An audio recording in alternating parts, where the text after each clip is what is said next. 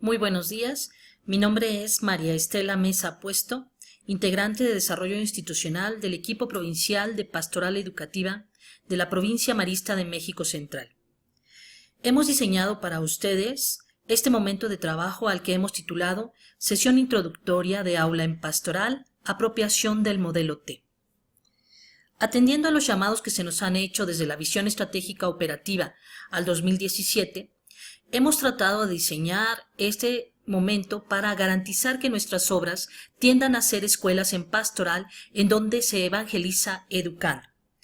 Es entonces que vamos a tocar de manera muy superficial la parte de lo que es escuela en pastoral y trataremos de focalizar nuestros esfuerzos para clarificar acciones e instrumentos concretos que nos permitan consolidar el aula en pastoral. El objetivo de este momento será entonces iniciar con todos ustedes un proceso metodológico encaminado a integrar de manera formal e intencional los elementos del modelo T en las planeaciones didácticas, dando cumplimiento tanto a los requerimientos que solicita la SEP, la UNAM, como la Provincia Marista de México Central. Comencemos entonces con un poco de teoría. Hablemos algo de fundamentación. Como escuelas maristas, nosotros atendemos a ciertos llamados. Estos llamados principalmente se establecen desde dos enfoques, desde la parte educativa y desde la parte pastoral. Los llamados a los que atiende una escuela marista también se ubica en ciertos ámbitos, la parte internacional, el ámbito nacional, los llamados propiamente maristas y los llamados que son de tipo pastoral. Comenzaremos brevemente haciendo referencia a cada uno de esos llamados. Los llamados internacionales tienen que ver con los organismos que emiten cierto lineamiento a nivel internacional, por ejemplo la ONU.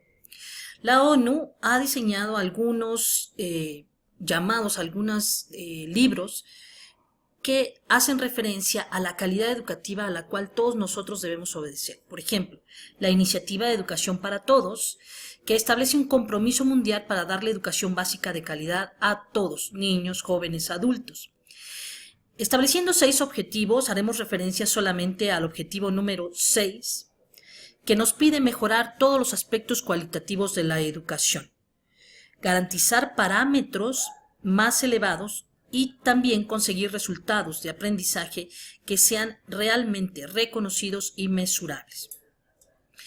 Dentro de los llamados de la UNESCO también haremos referencia a lo que se establece en La educación encierra un tesoro, que es un documento ya muy conocido emitido por Jacques Delors, que nos comparte los 4 pilares de la educación para el futuro. De igual forma, el autor Edgar Morin nos hace reflexionar en relación a cómo tiene que ser la educación para el futuro y nos dice que es importante que ayudemos al estudiante a ser, pero a ser una persona para darse cuenta de que está integrado en una sociedad y que es corresponsable de una especie. Desde esta perspectiva, la visión institucional tiende a buscar que la persona sea un ser para servir, que sea corresponsable de un mundo común, es decir, que encuentre un para qué de vida, lo cual hace referencia al enfoque de escuela en pastoral. Los llamados nacionales tienen que ver con aquellas planeaciones que se han hecho desde las autoridades educativas para dar cumplimiento a una educación de calidad. En el esquema del Plan Nacional de Desarrollo 2013-2018 se establecen 5 metas nacionales. Si atendemos a la tercera meta, hablamos de que se requiere que exista un México con educación de calidad. Esto ha sido retomado por algunos otros elementos, se ha reforzado por estos elementos como la generación de la Ley General de Educación, cuyo punto central es la parte de la calidad educativa y se nos pide también generar instrumentos de evaluación para garantizar esta calidad educativa. El Acuerdo 592 también establece en sus principios pedagógicos elementos que tienen que ver con esa calidad educativa. Nos pide que centremos la atención en los estudiantes y en sus procesos y le ayudemos, entre otras cosas, a generar esa disposición y capacidad de continuar aprendiendo a lo largo de su vida, generar habilidades superiores y ayudarlo a innovar y crear. Por lo tanto, se hace referencia precisamente a la transferencia de ese concepto de competencias que la Secretaría de Educación Pública ha compartido.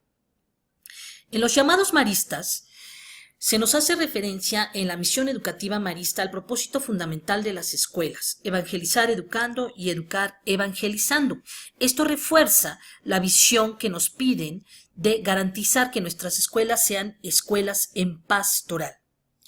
¿Qué es una escuela en pastoral entonces? Es la mediación intencional y estructurada para lograr evangelizar educando y educar evangelizando en un contexto particular propio, que implica una pastoral educativa que tenga una gestión, una animación pastoral que humanice, unifique, profesionalice toda la acción educativa de la escuela. Desde esta perspectiva, el aula en pastoral se va a entender como el espacio privilegiado para articular la acción evangelizadora con la educativa, pues formamos tanto en capacidades y destrezas como en valores y actitudes a través de contenidos y métodos de enseñanza. Esta interrelación de estos elementos constituye lo que se conoce como el modelo sociocognitivo humanista, que es el eje de articulación de la escuela en pastoral, porque unifica lo académico con lo marista. Si nosotros buscamos una vinculación de este concepto del modelo humanista sociocognitivo con lo establecido por las instituciones incorporantes, podemos identificar en diferentes documentos emitidos por estas instituciones que existe esta vinculación. Algunos de los elementos que se comparten tienen otros nombres, pero es básicamente lo mismo. Entre los llamados pastorales haremos referencia solamente a los más significativos. Primero que nada, estableceremos lo que dice el documento de Aparecida.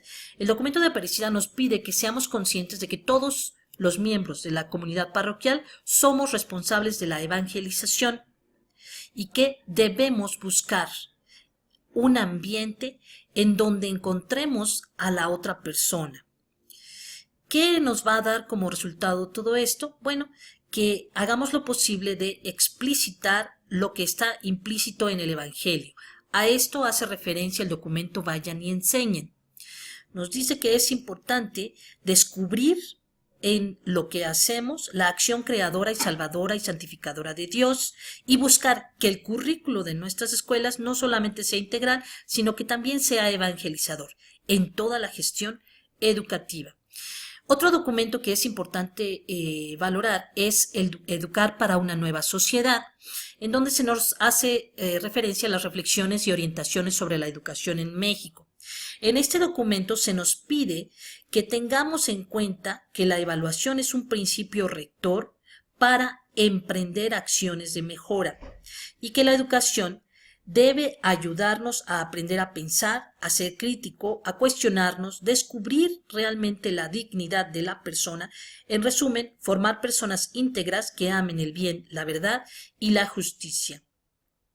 El 23º Congreso Interamericano de Educación Católica retoma todas estas ideas y puntualiza en que es necesario generar una educación de calidad y que debemos crear nuevas redes escolares para que ayudemos a nuestros educandos a que se formen en ellos competencias que les ayuden a aprender y a emprender.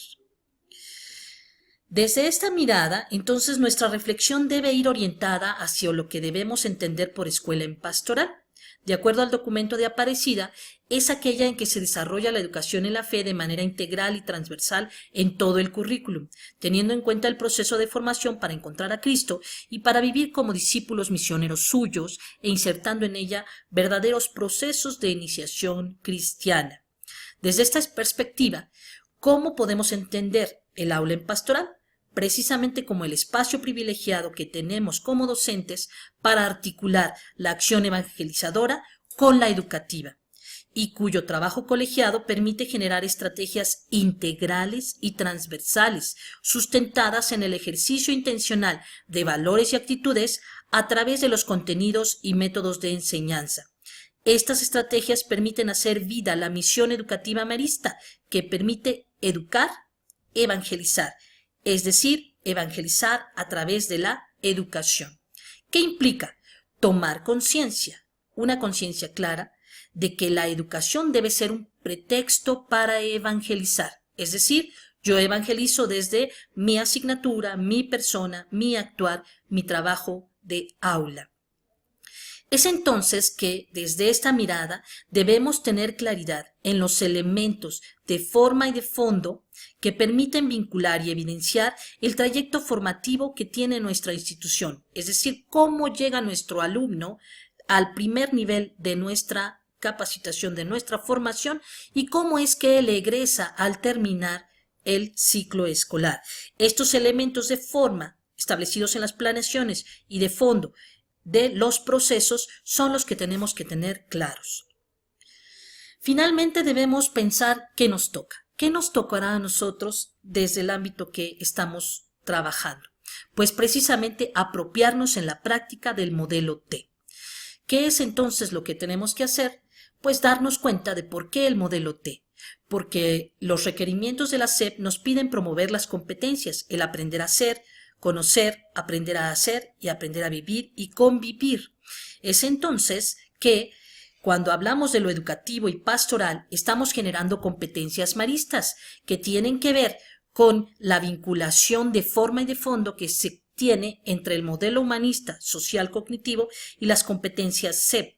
Porque desde la parte del modelo humanista social cognitivo promovemos valores y promovemos la parte académica. Es decir, formamos el corazón y formamos la cabeza, que vinculándolo con la concepción de las competencias SEP, ayudamos a los alumnos a ser, vivir juntos, conocer y hacer. Esto, pues de alguna manera lo tenemos explícito en lo académico, pero oculto en la parte valoral, por lo que tenemos que hacerlo más explícito. Todo ello nos va a permitir ayudar al estudiante a encontrar un para qué de vida.